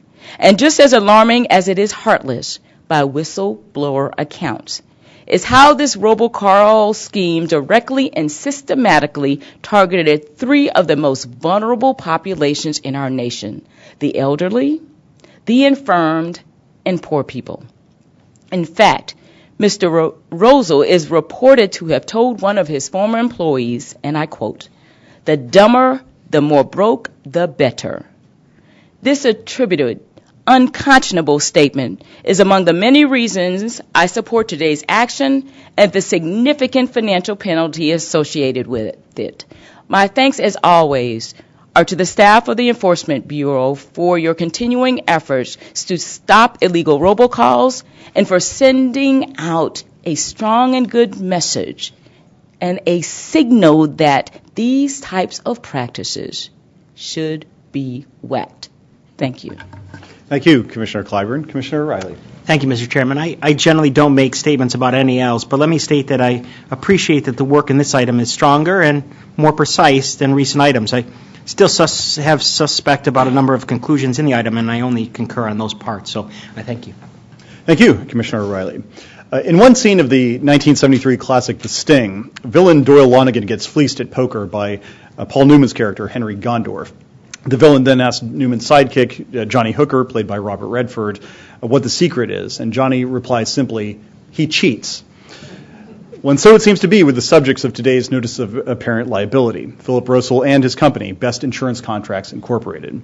Today we find them apparently liable for violating the Truth in Caller ID Act. Over a 3-month period, as Ms. Taylor pointed out, from late 2016 through early 2017, Mr. Rosal was responsible for more than 200,000 robocalls a day, 21.5 million altogether. Now, like many for whom illegal robocalls are a business model, he sought to hide his tracks. He knowingly used unassigned phone numbers to display inaccurate caller ID information so that he could avoid detection and evade law enforcement. Now, that's all bad stuff as far as it goes, but perhaps worse is the gall that he apparently paired with his gumption. The record shows that he instructed his employees which consumers to pick on. As Commissioner Clyburn pointed out, his dictum was, "The dumber and more broke, the better." He was even quoted as repeatedly bragging and joking to coworkers that his actions were minor legal violations, akin to driving above the speed limit. Well, today, the entire operation hits a big speed bump. We find Mr. Rosal and his company apparently liable for $82.1 million. And we send yet another message to illegal robocallers who do not follow the advice of FBI agent Polk in The Sting to try not to live up to our expectations. We will do everything in our power to put you out of business.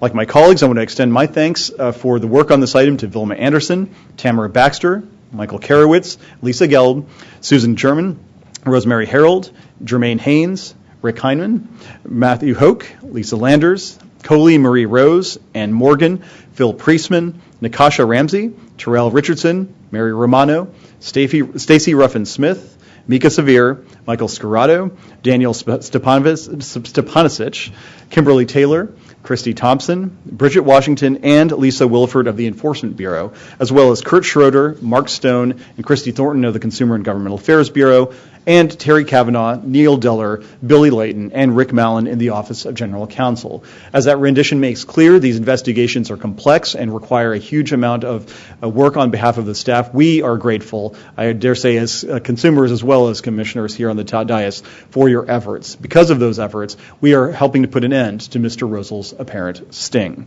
Thank you to the staff once again. That concludes the items on today's agenda. Would any of my colleagues like to make any announcements at this time? So I'd like to take a moment, thank you, Mr. Chair, to offer my sincere thanks to my summer interns, and they don't like to stand, but they will today. Alicia Valentine, I still don't know how to say her name. There she is.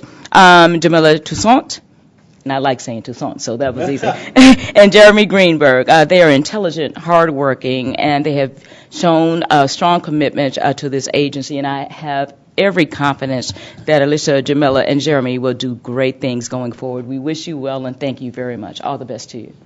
Thank you. Commissioner O'Reilly? No, just have a lovely summer, everyone. I just had a few announcements. First was a farewell. Marilyn Sun is bidding adieu to the commission, and she's set to retire in a couple of weeks. After many years in private practice, including as a partner at Aaron Fox, Marilyn came to the commission in 1997, and she spent the majority of her FCC career as a valued member of the Administrative Law Division, helping to steer the division through a time of great change in the industry. She served 6 years as Deputy Associate General Counsel, supervising the work of our agenda review lawyers on a wide range of matters involving almost every bureau and office at the Commission. She also served as the leader of the Administrative Law Division's media team for many years, and she worked as Chairman Janikowski's acting media advisor in 2010 and 2011. She is one of the FCC's foremost experts on broadcast and cable law, as well as general administrative law. And I can say that because I had the privilege of working alongside her when I was in the Administrative Law Division of the OGC for almost 4 years.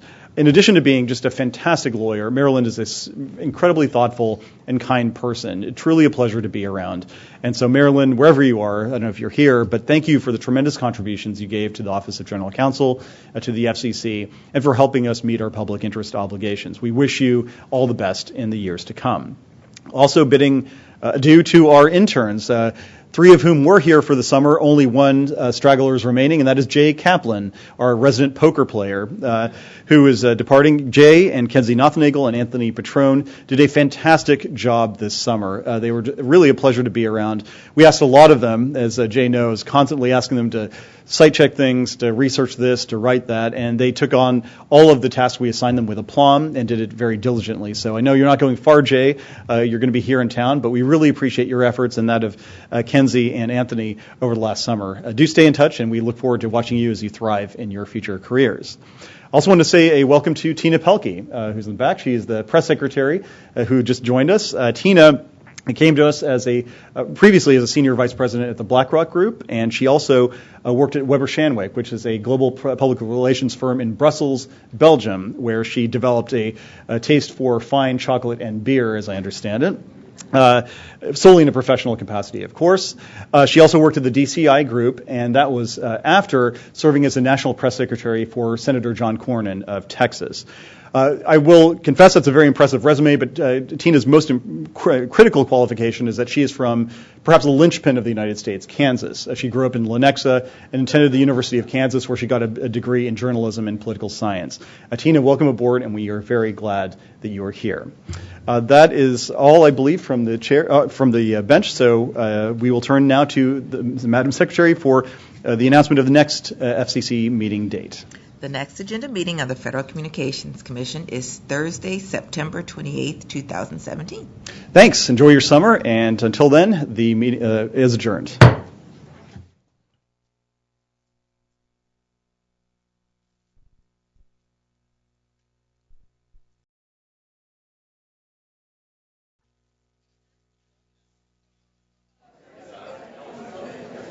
If you'd like to have a seat and please take any conversations outside, we're ready to start the press conference. Thank you. Thank you, Mark. Hey, everybody. And I'll just have a brief statement before taking any questions that you might have. It's only the 3rd day of August, but Rural Broadband Month at the FCC has already been a success. Today, as you saw, on a bipartisan basis, the FCC took several meaningful steps to bridge the digital divide and bring high-speed internet access to rural Americans.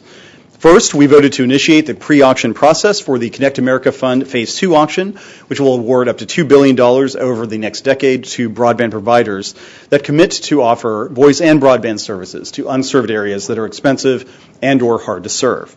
Second, we established the challenge process for the Mobility Fund Phase 2 reverse auction. This is a key step toward holding that auction, which will provide up to $4.5 billion over the next decade to advance 4G LTE service in rural areas. $340 million of that has been set aside for build-out on tribal lands. And these are all areas that would not be supported without government support. Third, we voted to improve the data that we collect with respect to broadband service across America, which is, of course, a critical input for smarter policymaking here at the Commission. Fourth, we voted to seek comment on expanding wireless carriers' build-out obligations so that more rural Americans can receive service from those who are licensed to use this incredibly important public resource. And fifth, we voted to explore other opportunities for next-generation wireless services using midband spectrum, which will help meet the ever-expanding demand for mobile connectivity. I also have an announcement to make that is closely related to expanding rural connectivity. I've talked before about the delays and the difficulties that sometimes attend the deployment of broadband infrastructure on federal lands. And that can often leave rural areas, remote areas, and tribal lands behind when it comes to access. To address this issue, a key part of our Broadband Deployment Advisory Committee, the Federal Siting Working Group, will soon be getting to work. It will tackle how we will address barriers to deployment on property that is controlled by the federal government. In addition to non-federal members, this working group will include representatives from the Department of the Interior, from the Bureau of Land Management, from the Department of Housing and Urban Development, and from the Department of Agriculture. Later today, we will issue a public notice formally announcing the membership for this working group. Now, I realize that much of all this is in the weeds, but zooming out, when it comes to the issue of rural broadband, I'm really proud of the work that we've done together on a bipartisan basis over the course of the last 6 months, including today, with 7 total unanimous items. This FCC has made clear its commitment to bringing digital opportunity to all Americans, including those in the rural towns that I've had the pleasure of visiting during that time, and in places like Marietta, Ohio, which Commissioner Clyburn mentioned during her statements. And we still have a lot of work to do when it comes to meeting that commitment, and in doing so, we rely on the fantastic staff, including the Rural Broadband Auction Task Force, that worked on a number of these very complicated items. So I look forward to working with my colleagues here at the Commission and members of Congress and interested members of the public in the coming months to bring high-speed internet access to anybody who wants it. And with that, I welcome any questions that you care to pose. Kyle Daly, Bloomberg BNA. Hi. Hey. So I know it's Rural Broadband Month, but I wanted to ask a net neutrality question. Obviously, you guys have been to the Hill a couple times in the last few weeks, and some Democrats have suggested that they're concerned the record that's actually being considered in the Restoring Internet Freedom proceeding isn't as fulsome as they'd like. That maybe you're not taking seriously data like edge investment or data contrary to some of the other stuff we've seen out there on CapEx among ISPs. So I'm just sort of wondering, can you address that concern, and also what do you consider a substantive comment? Well, look, the reason why, as I pointed out in my testimony on Capitol Hill, that we are engaging in a notice and comment rulemaking as opposed to simply issuing a decree in the form of a declaratory ruling is precisely because we want the public to be able to share their perspectives on this issue. And so the comment period is still open. We have received, I believe, over 13 million comments at this point. And so going forward, once the comment period closes, we will be guided, as we always are, by the dictates of the Administrative Procedure Act, which requires us to have substantial evidence for any conclusion we might reach, and the teaching of the Supreme Court and how we are to evaluate those comments. And so it's preliminary before the comment period is even closed to make any determination or any assessment of that determination as to how we will evaluate the record. But just sort of philosophically, what to you under the APA makes a comment substantial or substantive? Well, I mean, obviously it depends on the particular issue and the particular proceeding, but with respect to things like infrastructure investment or the effect on innovation, the importance of access, these are the kinds of questions that we want to learn about. And so a variety of different aspects to the question, but it really does depend on the particular proceeding. Thanks. Lydia? Hi. Hi, Mr. Chairman. Lydia Bayud with Event Driven News. To follow on your remarks about this last working group on the BDAC, can you give us some info on how their timeline will match up with the rest of the BDAC working groups? Is there a sense that they're getting a late start compared to the others? Are you pushing back the timeline for the final report? Anything on timelines you can share? No particular insights on time frame other than you will see when we issue the notice later today that we are going to be announcing the entire membership of the working group in particular, and I think their work will fit in very nicely with the work that the other working groups are doing. And I don't think it's going to hold back in any way the overall mission of the BDAC to help us identify barriers to broadband deployment and to figure out ways that all stakeholders can work together in order to deliver digital opportunity. Hi, Mr. Chairman. Tara Jeffries, Bloomberg BNA. I wanted to ask you a general sort of question, not about any specific merger, because of course you can't really talk about that. But generally, what is your view on the role of merger conditions at this agency and just like regulating in that way? Obviously, there's been a lot of talk about potential Sprint merger with maybe Charter. There's been past talk about Sprint and T-Mobile. There's a current ongoing, AT&T Time Warner thing. But just generally, what's your view on this idea of regulating through conditions? Well, the answer to that question would be verbatim the answer that I gave to the Senate Commerce Committee on November 30th, 2011, during my first confirmation hearing, where one of the very first questions I handled was precisely that one, and so I can't improve upon it whatsoever, and I stand by it 100%. Just checking that it hadn't changed. That's right. Thank you. Thank you. You want to try and repeat it verbatim? See if you get the... Oh, my gosh, yeah. It's, no. have to go to the tape, as they say. Talk about an outdated phrase. Does anyone ever go to the tape for anything? Tape? I don't. I'm wondering when you plan to act, or if you plan to act, on the license modification applications filed by Legato Networks, which is the company formerly known as Light Squared. We have no update to provide at this point. We're studying the issue. Do you think the record is a point where it's fulsome enough that you're in a position where you now feel like you have enough information to make a call? I mean, you're studying it, but you feel like... I can't really comment on it since we're still... obviously, the interested parties are still filing in that proceeding, so we're still taking input, I would say, from all stakeholders. Great. Thank you very much. Thank you. Hey, John Hendel with Politico. Just wanted to check in about the national broadband map, given there's been a lot of talk about coverage data, and wondered if there's any plans to make that publicly available or when that might be down the road, because I think it's been about 3 years since an update. Something like that, yes. Yeah, since 2014 at some point. Yeah, so obviously you've heard a lot today about the importance of data, and we want to make sure that we have an accurate picture of where connectivity is and where it isn't. And of course, the purpose of the National Broadband Map is to present that picture in an accurate and as current a way as possible. We're still trying to figure out how our data collection can best inform whatever map is put out there, whether it's updating the current map or replacing it with a newer one. But we don't have any particular time frame that we can report at this point. But obviously the goal here is the same, which is, as I pointed out earlier, to make sure that everyone here at the Commission, in Congress, the press, the public, will be able to get an accurate view based on as accurate as possible a data set. Thank you. Hi, John Barwick with the Center for Public Integrity. Hi. My question is regarding net neutrality. According to ex parte filings, only 2 internet service providers have met with the Commission.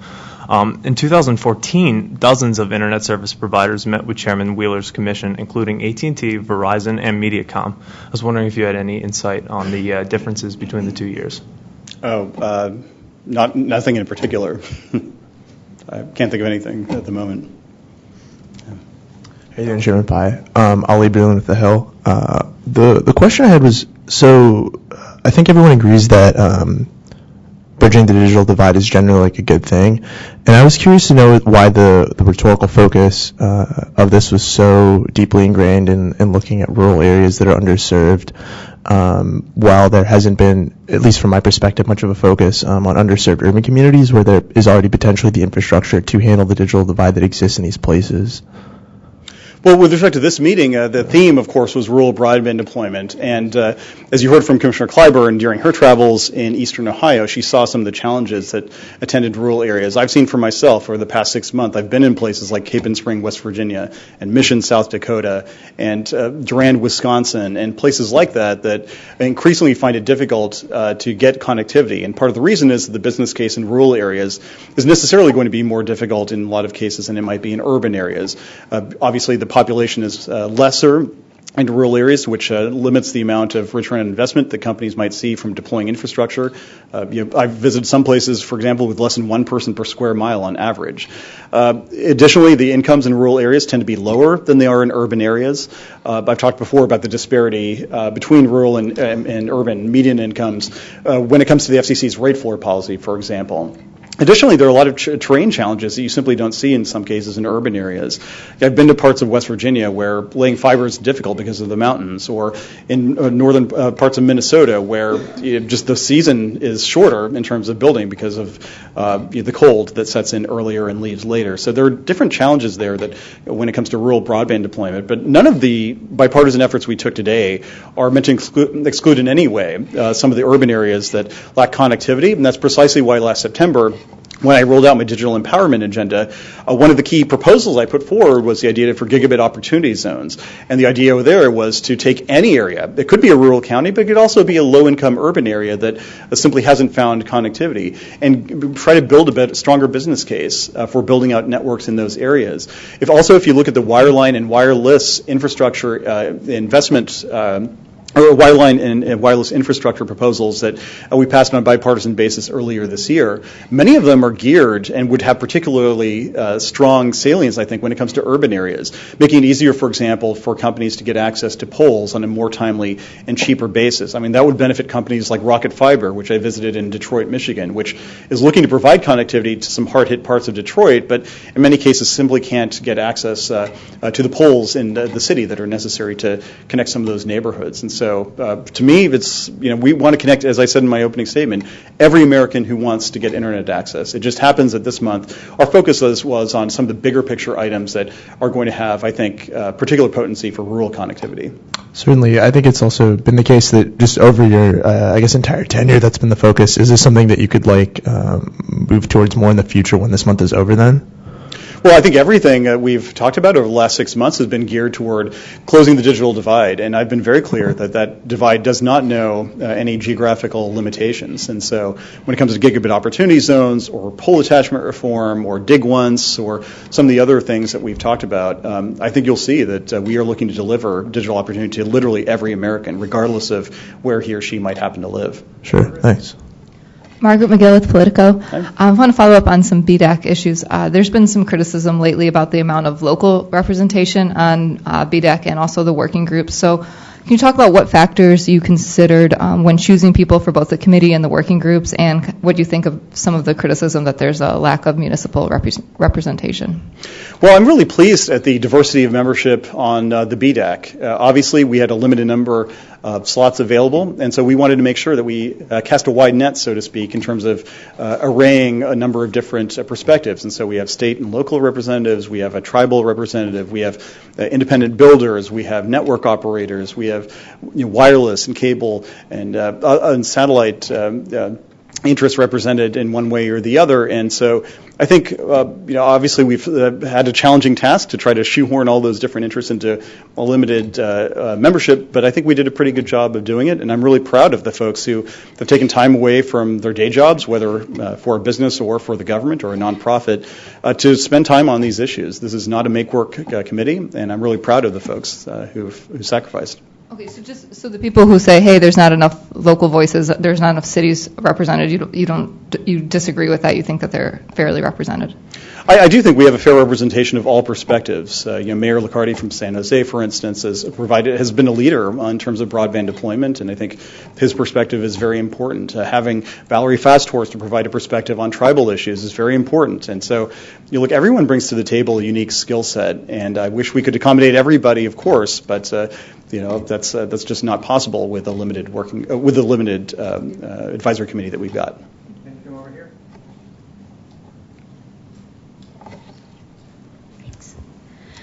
Thank you. Marian Bax from Morning Consult. There's certainly bipartisan appreciation for improving Form 477 data, including the challenge process to make sure that areas that have been, determined to be in most need, that funds go to those areas. But can you comment on what some say is a dire need for accountability on the back end. So making sure that those funds are actually spent in the places that they were meant to be spent in once they were distributed. Things like spot checks, actual accounting measures, so that folks can see this money went here. Absolutely. And on this, I would defer, obviously, the particular questions to the staff that will present with respect to both the CAF and the MF2 items, in addition to any other 477-related items to the extent they're relevant. But the big picture is that we do want there to be accountability for these funds. These are taxpayer funds, after all, that we are distributing. And so we want to make sure that the American taxpayer gets literally the bang for the buck when it comes to broadband. And so we have reporting requirements along the way in many cases. We also have obligations in terms of build-out that they have to build out with respect to CAF, for instance, 40% by the end of year 1, 20% additional by the end of year 2, 20% additional by the end of year 3, and the final 20% at the end of year 4. And so if they don't meet those benchmarks, then there is a provision, there are provisions with respect to the repayment of some of the funds that were not spent toward build-out. And so by and large, though, we do want these funds to go toward building out opportunity, a digital opportunity for Americans, and if that money isn't spent for that purpose, then we need to know about it, and we want to do something about it. Any others? Okay, thank you very much. Appreciate it. Oh, sorry. If there's no one else. I just have one. Hi. Sorry, I didn't see him. Ted Johnson from Variety. Back in April, when the UHF discount was reinstated, you indicated that the question of the discount and the 39% cap would be brought up later this year. Is that still the case, and what kind of proceeding will we see? We do still anticipate maintaining that time frame, and we haven't yet made any particular determination as to the. What was the second part of the question? Was about the just what kind of proceeding do you foresee when you're addressing those issues? What kind of it must be dense. I'm not grasping what kind of proceeding you mean. Would you open an NPRM? Oh no, like a notice proposed rulemaking versus a report and order kind of thing. Yeah. Oh yeah, that we haven't. Yeah, we haven't made any determination on that front yet, but we'll still maintain the commitment. Hopefully that I outlined earlier this year. Thank you. That's still the goal. Okay, thank you very much. Appreciate it. Thanks, everybody. We will now have the the Bureau press conferences. I think we'll do the two wireline items together, which is the Connect America Fund Phase 2 auction and the Forms 477, if there are questions about those items. So any questions on CAF 2 auction or the 477 data? Okay. Then we will go to the wireless, all three wireless items, which is Connect America Fund, the Mobility Fund, the Midband Spectrum, and Uniform License Renewal. Any on those items? Okay, we have one on wireless. Okay, Don, if you want to.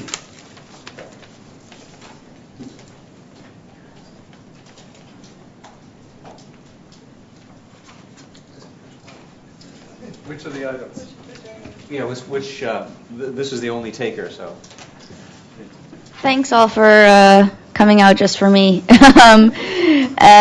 So hopefully it's an appropriate question. So I was just wondering if you could comment on general authorized access to spectrum within PALS, and whether granting a petition to disallow that kind of access essentially undermines conclusions of the President's Council on Advisory Council on Science and Technology that led to the tiered access policy on spectrum sharing. Actually, I want to say that is not something that we adopted or addressed in today's item. That's not. Yeah, we generally stick to just meeting items in these press conferences, but we can certainly get back to you later if you want to talk to one of us. So just, okay, thank you. Any others? All right, thank you. And then we have, I guess, the what is left, enforcement. Any questions regarding the enforcement item? Okay, if not, then I think we go to Commissioner O'Reilly is here. Oh, I'm sorry, Media Bureau. Was there any questions for the Media Bureau? All right, thank you. So Commissioner O'Reilly?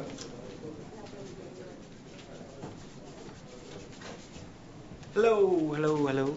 How's everyone today? Any questions I can have before I head to lunch? Well, I would be interested in an answer to Miriam's question, but I wanted to add on to that. Can you give us a sense of what are the next steps for the CBRS proceeding? Okay, my apologies. I was in travel coming down here, so I missed your question.